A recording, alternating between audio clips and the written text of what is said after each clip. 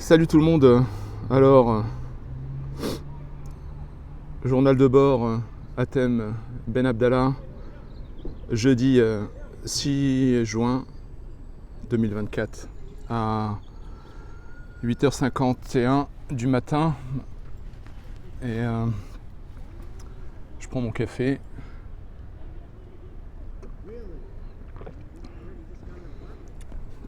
Et depuis hier, je réfléchissais à ce que j'allais raconter aujourd'hui. Et j'ai plein de sujets en tête, mais celui-là est probablement un des plus importants et symboliques dans ma vie. C'est un phénomène qu'on appelle aux États-Unis le parental alienation, l'aliénation parentale.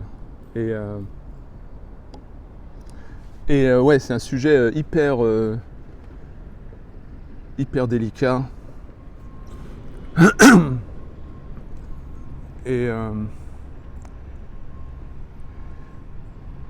qui est un peu le résultat d'une réaction en chaîne liée à mon enfance, au climat de vie que j'ai eu durant mon enfance.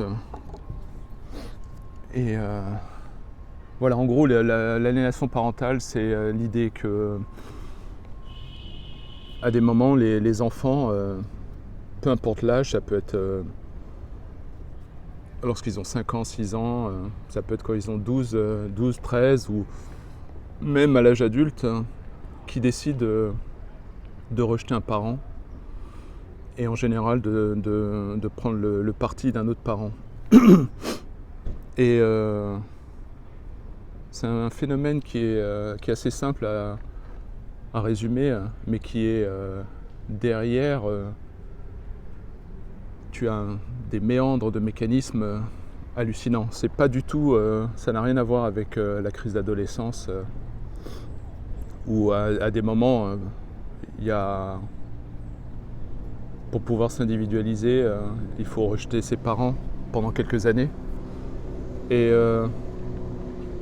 je pense même que la crise d'adolescence c'est presque quelque chose de sain pour se trouver. Mais l'aliénation parentale, c'est vraiment un truc cosmique d'une autre dimension, un truc hallucinatoire. Et donc voilà, j'en parle aujourd'hui parce que c'est un sujet hyper important, parce que j'ai rejeté mon père quand j'avais 19 ans à peu près, 18, 19, ouais. Et j'étais sûr de tout. Je l'ai rejeté, j'ai décidé de ne plus le revoir. Et c'est peut-être l'une des plus grandes erreurs de ma vie, sinon la plus grande. Et j'étais complètement enchevêtré dans la perception de ma mère. Donc c'est hyper délicat pour moi de partager ces choses-là parce que ça fait... il y a des traumas associés à ce phénomène. Et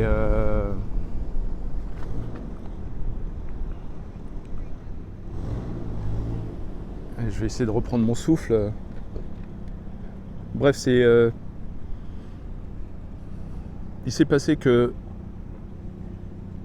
durant mon enfance,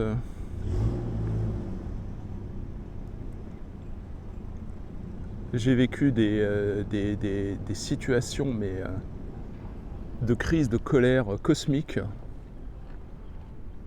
J'ai eu quand même des bons moments et malgré tout ce que je peux raconter, j'aime mes parents, mais l'enfance que j'ai eue a été vraiment destructrice à un point où finalement, par instinct de survie, tu te retrouves à être obligé à choisir un parent. Et en général, l'aliénation parentale vient de familles qui ont un niveau de conflit assez terrifiant et régulier, fréquent. Et ma perception de mon enfance, c'est que j'ai l'impression qu'il n'y avait pas une seule journée sans un conflit quand mes parents étaient ensemble. Et je l'ai très mal vécu, hein. Parce qu'en plus, avec la sensibilité que j'ai depuis toujours, le seul truc que je voulais, c'était l'amour de mes parents. C'est-à-dire la tendresse, des câlins, l'amour tactile, de la validation. Et d'un côté, donc, je traversais ces souffrances avec l'extrême autorité de mes parents et l'extrême dysfonctionnalité de leur comportement. Et d'un côté, l'admiration que j'avais pour mon père et l'amour que j'ai pour ma mère. Et en fait, à l'époque, c'était impossible pour moi, j'étais un gamin et j'ai eu l'impression que une grande partie de mon enfance, on va dire quasiment toute mon enfance, c'était de réussir à survivre. Donc il y avait un cumul bien chiant, il y avait le climat familial, mais aussi le fait qu'on habitait on a à un moment donné habité dans des banlieues craignos, entre Aubervilliers, La Courneuve. Je veux pas dépeindre un tableau super noir, parce que j'ai eu quand même des moments magnifiques, surtout grâce aux amis de l'enfance. J'ai un groupe d'amis d'enfance qui m'ont permis de tenir. Mais pour revenir au concept de l'aliénation parentale, c'est un concept horrible. Et j'en parle aujourd'hui parce que c'est comme s'il y avait une sorte de pandémie aux États-Unis où il y a ce phénomène est étudié de fond en comble et il y a des millions de parents qui sont déconnectés de leurs enfants parce que les enfants, de par leurs immaturités ou les traumatismes, sont obligés de prendre parti avec un des parents. En général, les enfants qui souffrent d'aliénation parentale choisissent le parent dont ils ont le plus peur. Et moi, moi j'ai pris le parti de ma mère parce que je l'aime et que je l'aimais et que j'avais peur de la perdre. Et donc ça fait à peu près une dizaine d'années que j'étudie ce phénomène et c'est un truc hyper intéressant, même si on pense qu'on ne souffre pas d'aliénation parentale, même dans des couples ensemble, quand les parents ne se sont pas séparés, il y a des phénomènes d'aliénation parentale qui sont à l'œuvre, et notamment en général on confond ça avec une crise d'adolescence. Donc en général t'as un adolescent qui en a marre de son père, voilà, et qui préfère la maman, et en fait on comprend pas qu'en fait les enfants sont hypersensibles à la présentation des parents dans leur comportement. C'est-à-dire qu'une mère qui se dispute toujours avec le père, qui lui manque de respect, c'est un double trauma pour l'enfant. Parce que c'est ce qui m'est arrivé. J'aimais tellement ma mère que quand je la voyais péter un câble régulièrement avec mon père, être vraiment incapable de se retenir, et qui, je pense, inconsciemment cherchait à lui faire du mal, ne pouvait pas s'empêcher de communiquer son ressenti, sa détresse, son insatisfaction devant nous. On était gamins, on avait 5 ans, 6 ans, moi et mes sœurs. Et ça a été un climat, mais aujourd'hui je peux le dire, monstrueux. C'était monstrueux, c'était vraiment similaire, on va dire, aux familles d'alcooliques. C'est difficile pour moi d'en parler parce que j'ai eu l'impression que j'ai jamais pu en parler durant ma vie. Il y avait comme une sorte de loi du silence, un mélange entre tyrannie, peur et honte. Et aujourd'hui, je sens le besoin de l'exprimer parce que finalement, certains pourraient dire il faut aller de l'avant maintenant, tout ça. Et en fait, c'est bizarre, tous les mécanismes de protection des parents, de la mère, c'est un mélange entre honorer ses parents et d'une certaine manière nourrir et entretenir les dysfonctions. Donc, et puis moi, il m'est arrivé un truc il y a quelques années où finalement je n'arrive plus à marcher sur des œufs. Et donc, aujourd'hui, je parle de ce problème d'aliénation parentale parce que j'en ai souffert et j'en souffre toujours. Et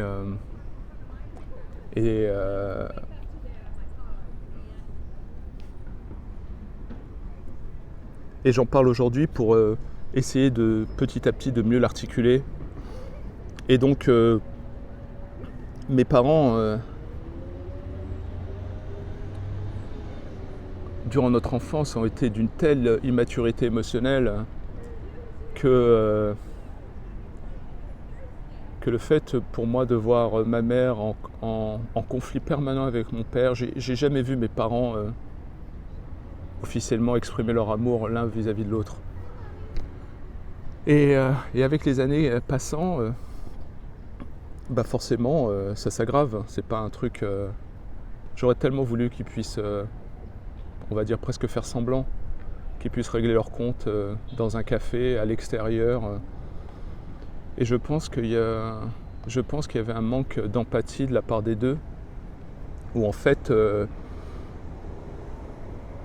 les enfants sont plus une extension d'eux-mêmes que vraiment des individus capables de ressentir des choses. Et j'ai fait le sujet de l'aliénation parentale et la continuité de pas mal de mes recherches en psychologie.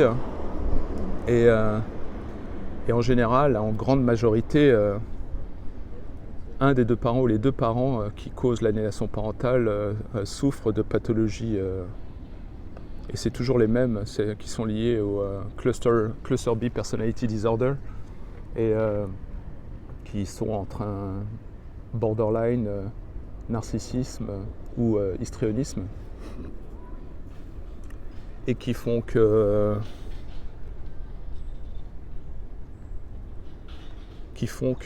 y a une telle immaturité émotionnelle, une telle peur de l'abandon que les réactions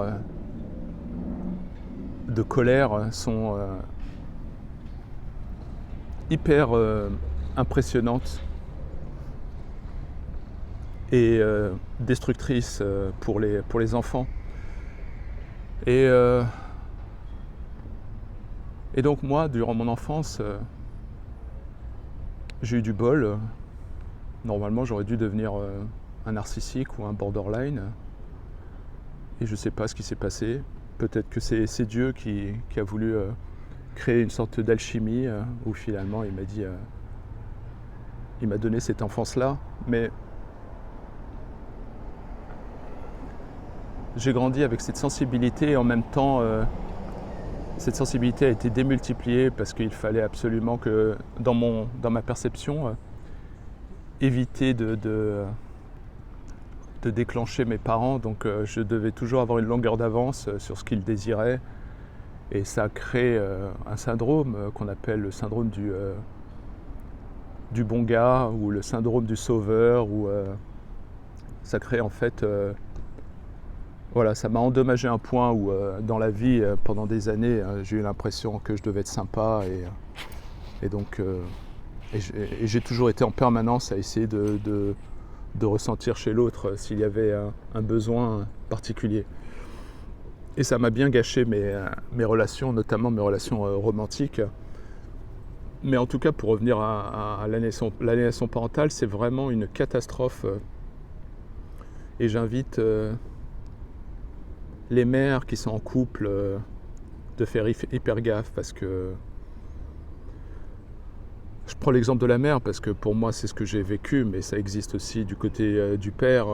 Quand je voyais ma mère constamment, en tout cas présenter l'idée qu'elle était en souffrance et qu'elle blâmait en permanence mon père sur tout, c'était doublement destructeur parce que d'un côté j'avais les deux personnes que j'aimais le plus au monde qui se déchiraient, mais en plus il y avait un sort de conditionnement qui arrivait parce qu'au quotidien tu te retrouves à finalement tu es obligé de prendre parti et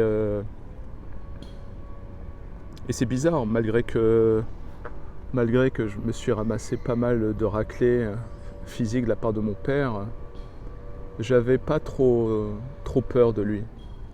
Mais par contre, les crises, la déconnexion émotionnelle avec ma mère et les atteintes psychologiques étaient terrifiantes. Terrifiantes. Et finalement, je ne sais pas si on a été vraiment réellement connectés, ou si elle me connaît. Et donc, moi, je me suis retrouvé à enterrer mon amour pour mon père au fond de moi pour essayer que ma réalité soit congruente. Et donc avec les années, petit à petit, j'ai embrassé la perception de ma mère. Et c'est un phénomène bien connu qui s'appelle l'enchevêtrement psychologique, où finalement, en tant qu'enfant, tu as l'impression de ne pas exister et que ta perception elle est attachée à la perception du groupe. C'est un phénomène un peu de secte qui se crée où en fait le gourou c'est la mère et les enfants pour survivre doivent nier leur individualisation et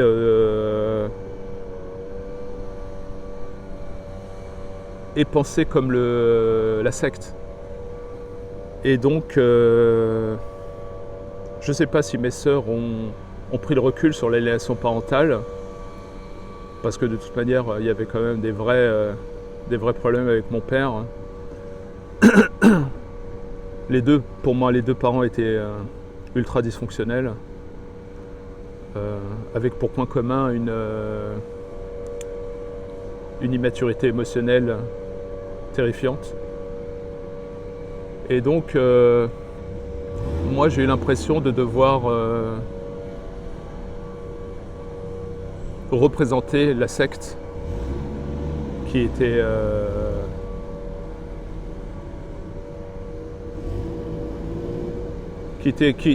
constituée de ma mère, de mes sœurs et moi. Et ça, tu t'en rends pas compte quand t'es gamin parce que...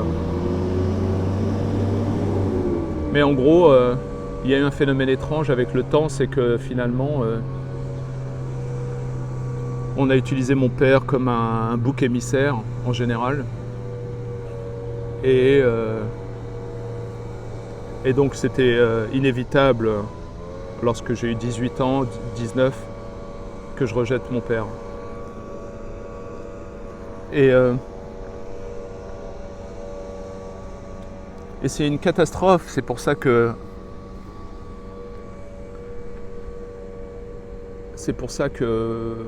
c'est une catastrophe dans le sens où quand tu es un enfant et que tu rejettes un des deux parents, c'est comme si tu rejetais la moitié de toi-même, et ou bien que la moitié de toi-même devient soudainement associée à de la honte.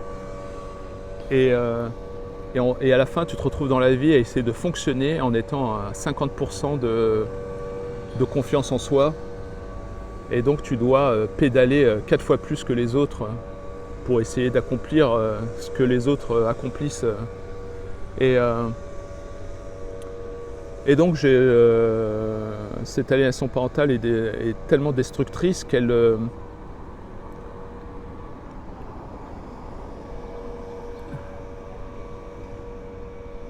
crée une forme d'errance et dans la recherche de soi parce que tu te retrouves à douter de tes pensées, tu sais. Parce que le phénomène d'enchevêtrement, le phénomène sectaire qui s'est imposé durant l'enfance continue après, même durant l'âge adulte. Et désolé, je réfléchis en même temps parce que j'ai tellement d'informations que j'essaie de synthétiser le bazar. Et ce qu'il faut savoir que on est soumis à des enchevêtrements depuis l'enfance. Il y a les contraintes de la société, le fait de s'adapter à son environnement, qui sont autant de limitations ou de conditionnements. Et s'il y a en plus le repère qui devrait être le repère le plus stable, qui est la famille, les parents, c'est une vraie catastrophe. Donc, et tu sais qu'il y a quelque chose qui est bizarre en toi, et donc tu te retrouves à te questionner en permanence, à savoir est-ce que ce que tu penses est vrai, est-ce que c'est vraiment toi qui le penses. Et donc il y a une sorte de tyrannie émotionnelle qui s'est installée depuis l'enfance, pour moi, dans mon cas, autour de ma mère, dans l'idée d'éviter de déclencher une gueulante, une crise de nerfs. Et quand t'es gamin et que tu vois tes parents crier, c'est terrifiant. C'est le pire film d'horreur que tu puisses avoir. Et quand tu grandis, ça te crée des traumas similaires, on va dire, à ceux qui sont partis au Vietnam ou ceux qui reviennent de la guerre et qui ont des, comment on appelle ça, des PTSD, Post-Traumatic Disorder, Syndrome Disorder. Et donc tu grandis avec cette terreur de dire il faut faire gaffe, il ne faut surtout pas déclencher maman, sinon je vais être puni ou ça va être un truc terrifiant. Et en fait le problème c'est que j'ai grandi dans un environnement d'une telle immaturité émotionnelle où finalement les seules émotions qui étaient permises c'était soit la joie, soit la colère. Entre les deux, tu n'avais rien. C'était, ou bien si tu avais quelque chose, c'était directement associé à de la honte. Donc tous les sentiments subtils ou différents, genre déception, tendresse, amour, connexion, exaspération, enfin tout ça, ça passe à la trappe parce que sinon en gros, on n'a pas eu le droit de communiquer ou d'apprendre même à gérer et à comprendre les émotions. Et voilà. Voilà. Santa Monica en ce moment, il y a une montée de sans-abri avec des gros problèmes mentaux, des gens qui hurlent le matin au milieu du parc. Et voilà. C'est pour ça que je veux vraiment aller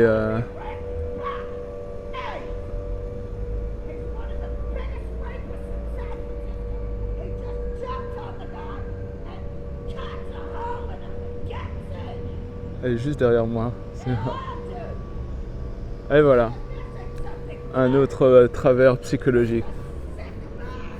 C'est marrant parce que c'est ce genre d'hurlement que j'ai entendu chez moi depuis l'enfance. Et quand je dis c'est terrifiant, c'est terrifiant. Pour ceux qui n'ont pas eu l'expérience, je pèse mes mots. Hein.